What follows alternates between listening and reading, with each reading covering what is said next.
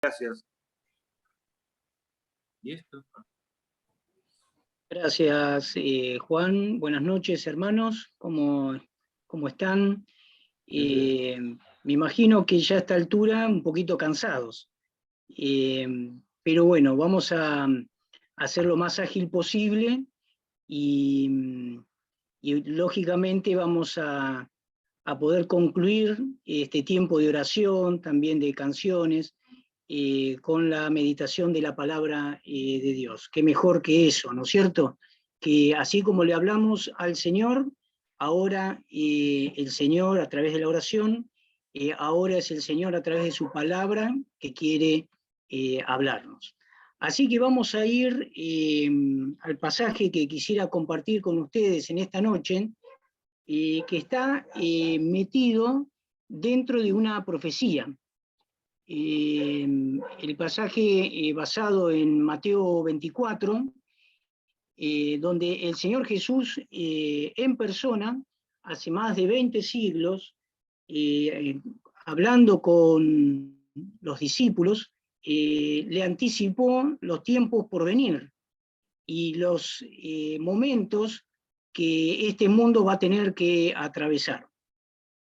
Quisiera señalar, antes de entrar en este aspecto, tres momentos, tres hechos que están en el futuro y que van indudablemente a marcar la vida de todos nosotros. El primer evento es el arrebatamiento de la iglesia, cuando el Señor, cuando Dios saque a la iglesia de la tierra y la traslade al cielo. Cada uno de nosotros, como Dios se lo reveló al apóstol Pablo allí en 1 Tesalonicenses, capítulo 4, del 13 al 18, el orden que Dios estableció es primero aquellos que durmieron en Cristo, luego nosotros, los que hayamos quedado hasta ese momento, estaremos en el cielo encontrándonos con el Señor en esa reunión celestial, y la iglesia va a dejar de estar en la tierra. Ese es el primer evento. El segundo evento que aparece en Mateo 24 es ese periodo de tiempo que se abre de 7 años a partir de que la iglesia se va al cielo, que el Señor lo denomina como gran tribulación. Un tiempo dividido en 2 periodos de tiempo, 3 años y medio cada uno, donde Dios juzgará al hombre, al pecado del hombre y a Satanás. Luego de ese periodo de tiempo, hacia el final, se va a producir la segunda venida de Cristo en gloria. Yo cuando era jovencito y conocí al Señor de jovencito, en calle La Crujía, confundía estos eventos. El arrebatamiento con la segunda venida del Señor. Asociaba el arrebatamiento con la segunda venida. Son 2 eventos independientes, distintos. Uno es el arrebatamiento cuando la iglesia vaya al cielo, y otro es la segunda venida de Cristo cuando venga en gloria a reinar a la tierra.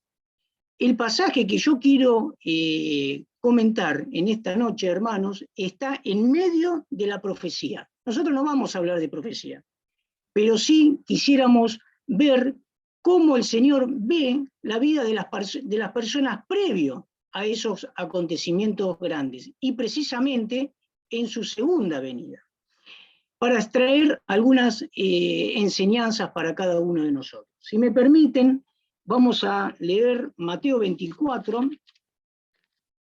versículos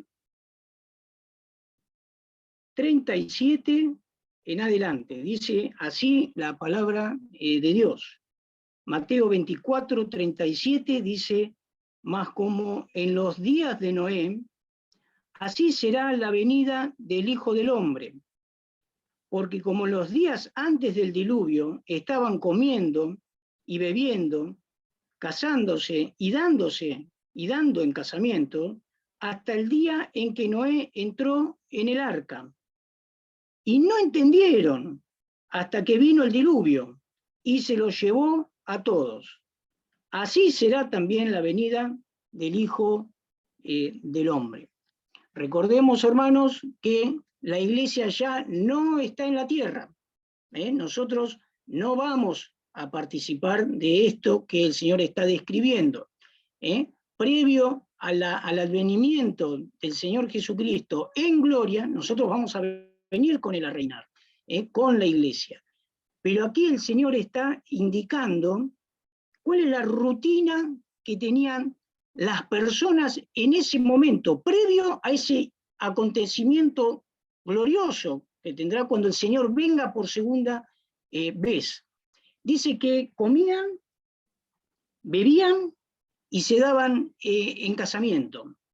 ¿Qué quiere decir esto? ¿Está el Señor Jesús en contra de la bebida, de la comida, de casarse? No, claro que no, ¿no? El casamiento, la familia es una institución creada por Dios, instituida, porque no es un invento del hombre. Por lo tanto, Dios, el Señor no está en contra del matrimonio, está diciendo que está en contra de que no se va a poder casar ni nada por el estilo. Ni tampoco de la comida y de la bebida, si realmente comemos y bebemos bien, ¿no es cierto? No está en contra de estos elementos. Lo que está queriendo decir el Señor y está queriendo enfatizar es la rutina que aquellas personas tenían previo a este gran acontecimiento que va a ser cuando el Señor venga a buscarnos. Y para entender y reforzar ese concepto, el Señor Jesús los hace mirar para atrás y se va a los días de Noé. ¿Y cómo eran los días de Noé? Allí en Génesis capítulo 6 podemos ver una descripción de cómo era la sociedad en los tiempos de Noé. Dice la palabra de Dios en capítulo 6 de Génesis que la maldad se había multiplicado de una manera increíble. La violencia y la corrupción que había en la sociedad era de tal magnitud que Dios dice que le pesó, se arrepintió Dios de haber creado al hombre. Ese arrepentimiento es un lamento, es saber, no arrepentirse como nosotros tenemos la necesidad de arrepentirnos por nuestros pecados para poder creer en Cristo como nuestro Salvador personal, sino de manera de que se lamentó Dios, le pesó Dios en el corazón haber creado al hombre. Los pensamientos de las personas eran de continua y solamente al mal. Y Dios realmente le pesó en su corazón. Y decide juzgar al hombre. Así como va a juzgar este tiempo que estamos viviendo, cuando la iglesia no esté, Dios va a juzgar al hombre. Y juzgó Dios el tiempo, la sociedad de aquellos días, pero dice la palabra que hubo un hombre que halló gracia. ¿Que quién fue? Noé. Y dice, y Noé halló gracia delante de los ojos de Jehová. Resuelto estaba el juicio. La maldad de aquellas personas había llegado a su punto límite y Dios decidió juzgar y destruir al mundo por medio de un diluvio. Y le comisiona a Noé la construcción de un arca.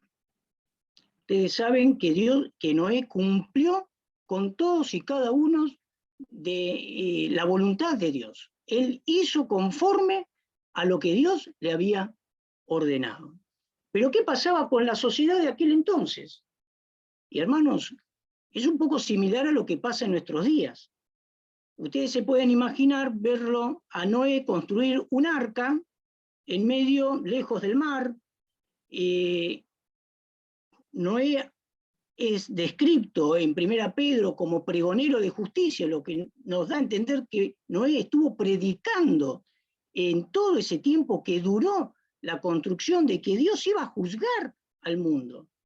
Pero sin embargo, los hombres de aquel tiempo prefirieron seguir con su rutina, seguir en sus casas cómodos, no le interesaba. Este Noé se volvió loco, mirá lo que está haciendo, y encima dice que va a llover. Nosotros sabemos por Génesis capítulo 2, versículo 6, que todavía nunca había llovido en la tierra. ¿Qué queremos decir con qué mandaba Dios? Mandaba un vapor, Génesis 2, verso 6, y ese vapor que subía de la tierra regaba la faz de la tierra. Nunca había llovido. ¿Qué queremos decir con esto, hermanos? Que el mensaje que Noé tenía era un mensaje que no era popular, era antipopular. Era como escuchábamos viernes atrás, este hermano de Estados Unidos, que mencionaba que cuando a la gente se le menciona el pecado, la muerte y el juicio, no quieren oír de esos temas. Nosotros tenemos que ser conscientes de eso, que la gente no está propensa al Evangelio. No tenemos un mensaje popular, es más bien antipopular. Nadie quiere escuchar del pecado, nadie quiere saber de la muerte, y menos del juicio. Todos quieren vivir su vida como les place. Por eso, Salomón dice, dame, hijo mío, ¿qué cosa? Tu corazón. Precisamente lo que el hombre no le quiere dar a Dios es su corazón. Podrá darle dinero, podrá hacer obras de caridad, podrá hacer un montón de cosas, pero no le quiere dar su corazón, porque con mi vida yo hago lo que quiero.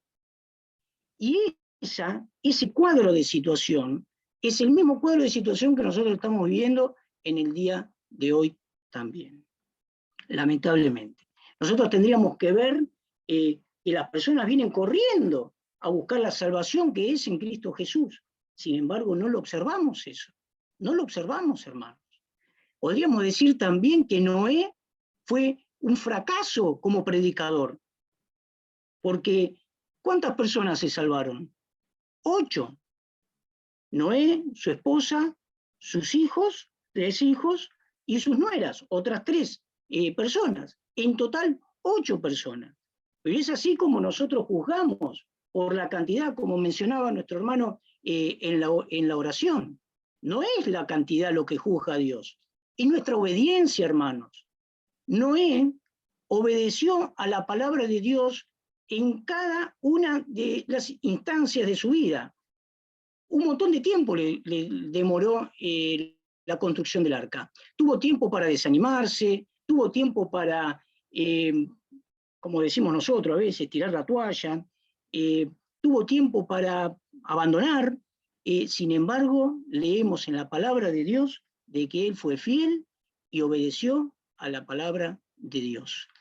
Y eso es lo que busca Dios en cada uno de nosotros. Obediencia, hermanos. No busca resultados, no busquemos los resultados. Los resultados Dios los va a dar. Claro que queremos ver almas preciosas que se convierten, que vienen al conocimiento de la verdad. Claro que sí. Y lo deseamos de todo corazón. Pero no veamos la cantidad como la cantidad, el número, como un resultado, un éxito de nuestro servicio. Y qué triste es, para aquellos amigos que tal vez nos están escuchando a través de las redes, es que a la invitación de Dios de entrar por la puerta que es Jesucristo, porque el Señor Jesús se presenta como que Él es la puerta, y el que por mí entrare será salvo, qué triste que haya quien rehúse creer y prefiera la comodidad y que prefiera vivir su vida lejos de Dios, lejos de Cristo y a expensas de una condenación, porque Dios va a juzgar a este mundo, como dijimos, y cuando Dios cierra la puerta, porque cuando entró Noé al arca, nadie la podía abrir, ni Noé desde adentro, ni ninguno de afuera pudo abrir. Dios cerró la puerta. Por eso te decimos, hoy es el tiempo aceptable, hoy es día de salvación. Y qué hermoso sería, así como muchos de los que estamos aquí hemos aceptado a Cristo, hemos entrado por esa puerta que es Jesucristo y nos hemos arrepentido de nuestros pecados y hemos creído en Cristo como nuestro Salvador personal y ahora lo tenemos en nuestro corazón. No estamos exentos de dificultades, de problemas, de pruebas, pero Cristo está en nuestro corazón y nos da esa paz maravillosa que solamente Dios la puede dar. No la tenemos por ir a la reunión o por tener ciertas actitudes, no, es la presencia de Dios que mora en nuestros corazones que nos da esa paz. Pero para eso debemos tomar esa actitud de darnos cuenta que Cristo Jesús murió en la cruz del Calvario por cada uno de nosotros y que nuestros pecados los llevaron a la cruz y que realmente Él resucitó al tercer día para justificar a todo aquel que es de la fe de Jesús. Por eso, qué importante sería, ¿no? Así como Noé predicó en aquel tiempo ese mensaje impopular, cuando Dios cerró la puerta, ya no hubo más nada que hacer. Y a veces la gente pasa la eternidad sin saber de que hay un juicio que los espera. El juicio lo llevó Cristo en la cruz ya. Ya no es necesario que usted o que yo llevemos ese juicio que nosotros vamos a sufrir si pasamos a la eternidad a cuesta con nuestros pecados. Porque ese juicio lo cargó Cristo en la cruz. Por eso qué hermoso es saber que hay perdón de pecados y hay salvación en la persona del Señor Jesucristo. Es tan solamente no dejar de pensar de que el Evangelio es locura. Sí, es locura a los que se pierden, dicen las Escrituras, a los que se pierden. O como cuando Pablo predicó el Evangelio allí frente a las autoridades romanas y Festo predica de una manera, da su testimonio y Festo le dijo, Pablo, las muchas letras te han vuelto loco, basta con este discurso. Ah, mi querido hermano, ¿cuántos dicen basta de este discurso? Basta de hablar de pecado, basta de hablar de muerte y de juicio. Mi querido amigo, Dios quiera que el Evangelio penetre en tu mente y en tu corazón y puedas ver con claridad que hay una condenación que se cierne sobre esta humanidad y un juicio que así como en la sociedad de Noé cargó, así cargará esta sociedad con todo su pecado, con todo su olvido de Dios, y Dios ha de juzgarlo. No quieras llevar ese juicio, porque el Señor Jesucristo lo llevó en la cruz. No hace falta, porque Cristo cargó ese peso por vos y por mí en la cruz del Calvario. Y como última reflexión quería hablar un poquito a aquellos que hemos aceptado a Cristo como Salvador. Esa rutina de la cual habla el Señor Jesucristo en Mateo 24, versículo 37, también nos puede afectar a nosotros como cristianos. ¿Cuántas veces hemos visto vidas truncadas? ¿Por qué? Porque el trabajo, los estudios, mis hijos son chiquitos, me tengo que ocupar de ellos, y cuando crezcan le voy a dar lugar a Dios, y así va pasando el tiempo. Y cuando llega la postrimería de la edad, ya mis fuerzas ya no están más como eran antes, no me pida, ¿qué me puede pedir Dios a mí? Qué triste que es que Satanás engañe aún a aquellos que hemos aceptado a Cristo con esa rutina que a veces nos quiere envolver como cristianos, de manera tal de que no le demos lugar a Dios en nuestra vida, de manera tal de que no le sirvamos, que nuestros dones y talentos no los pongamos al servicio de Dios, que nos ocupemos de todas las cosas que son tan importantes y que queremos alcanzar. Y nuestra vida se discurre de esa manera. Finalmente, esa parábola que el Señor Jesucristo mencionó, la parábola de los talentos. Aquel hombre que tenía 5 talentos y se fue su señor y lo puso a trabajar y ganó otros 5 talentos. Cuando viene el Señor y da cuenta de aquel hombre de lo que había hecho, Señor, he ganado otros 5 talentos. Bien, buen siervo y fiel. Sobre poco has sido fiel, sobre mucho te pondré. El otro que había recibido 2 talentos hizo exactamente lo mismo y recibe las mismas palabras que el que había ganado había recibido 5 talentos y ganó otros 5 talentos. Buen siervo y fiel, sobre poco has sido fiel, sobre mucho te pondré. Pero llegó aquel que le había dado un talento. Y aquel que le había recibido un talento, dijo, ¿qué hizo? Hizo un pozo y lo enterró. Y leemos así, si ustedes me permiten, ya para terminar, acá está muy cerquita de Mateo 24, son parábolas para ese tiempo previo a la segunda venida del Señor, 25, dice así, llegando al que tenía un talento. En el verso 25, capítulo 25, verso 24, pero llegando también el que había recibido un talento, dijo, Señor, te conocía que eres hombre duro, que ciegas donde no sembraste y recoges donde no esparciste. Noten ustedes, hermano, la imagen distorsionada que tenía este siervo de su Señor, como lo describe. Recoges donde no esparciste, por lo cual tuve miedo, y fui y escondí tu talento en la tierra, aquí tienes lo que es tuyo. Respondiendo su señor le dijo, siervo malo y negligente, ¿sabías? Y les contesta su señor con las mismas palabras que él había dicho, que ciego donde no sembré y que recojo donde no esparcí. Por tanto, debías haber dado mi dinero a los banqueros, y al venir yo hubiera recibido lo que es mío con los intereses. Realmente aquel hombre recibe esa expresión que uno podría decir que dura, ¿no? Siervo malo y negligente. ¿En qué sentido, hermanos? ¿En qué sentido? Malo de falso corazón y negligente por no haber hecho nada por su Señor. El Señor espera de cada uno de nosotros, hermanos, que estemos entre el grupo de aquellos de que buen siervo y fiel, sobre poco has sido fiel, sobre mucho te pondré. ¿No? Todos queremos estar ahí, por supuesto.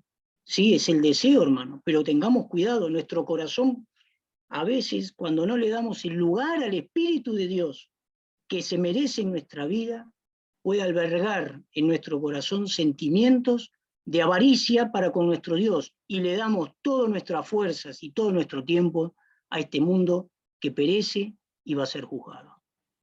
El Señor nos ayude en esta hora a que podamos, aunque sea si recibimos un talento, no ponerlo, no hacer un pozo y enterrarlo ahí. Y esperar. Yo me dedico, ¿qué quiere decir? Yo me dedico a mis asuntos, yo me dedico a mi vida, yo me dedico a mis cosas, estoy cómodo en mi casa. Esta pandemia, hermanos, nos ha acomodado en nuestras casas. Los hermanos nos han comunicado el volver a la presencialidad. Hay que sacudir la estantería, si se quiere, ¿no? Hay que sacudirla, claro que sí, hermanos, claro que sí, incluso con temor, ¿no es cierto? Porque esta pandemia sigue, pero el Señor nos va a guardar y estamos orando por los hermanos responsables, los acompañamos en oración para que podamos volver y poder cumplir la obra del ministerio, así tengamos un talento, 2 o 5, que podamos traer gloria a nuestro Señor. Y si tenemos una imagen distorsionada de Dios, como lo tenía aquel siervo, sé que eres duro, que siembra donde no, que cosecha donde no sembraste. Tenía esa imagen de Dios tan distorsionada, y Dios lo tiene que reprender de esa manera. ¿Por qué? Porque se quería excusar. No nos podemos excusar delante de la persona, delante de Dios cuando estemos en su presencia. ¿Por qué? Porque Dios sabe absolutamente todo. A veces a los demás les puedo dar una imagen, a los demás le puedo vender algo tal vez diferente, pero a Dios no, al Señor no. Y cuando estemos en el tribunal de Cristo, como mencionaba Juan al comienzo, porque es ahí donde nosotros vamos a estar, donde la iglesia pasará por el tamiz de Dios, donde todo lo que es heno, hojarasca y papel se va a quemar, por fuego será probado, pero todo lo que sean materiales preciosos, como el oro, la plata, las piedras preciosas, el fuego las va a purificar para la gloria de Dios. Aunque sea una pepita, para delante de Dios, será tan valioso, tan pero tan valioso, que un montón de heno y madera y hojarasca que se puede llegar a ver a kilómetros de distancia, pero que el fuego lo va a consumir todo. Que el Señor nos bendiga, hermanos, y que podamos aprender de los tiempos que estamos viviendo. No son tiempos para acomodarnos, es tiempo para que en lo que podamos hacer tengamos un talento, o 2 o 5, podamos dárselo a los banqueros, que nos habla de ese poder en el Espíritu donde podamos servirle al Señor, podamos traer gloria a su nombre y que almas preciosas puedan ser ganadas para su gloria. Que Dios nos bendiga, hermanos, y a contagiarnos y animarnos unos a otros en este tiempo, porque el Señor viene pronto, esa aparousia, esa aparición de Cristo tendrá lugar tal vez muy pronto, y el trabajar para el Señor en esto tendremos otro trabajo, otro tipo de trabajo en la eternidad. No es que vamos a estar de brazos cruzados, vamos a tener otro trabajo, pero la predicación del Evangelio nosotros habrá concluido para nosotros.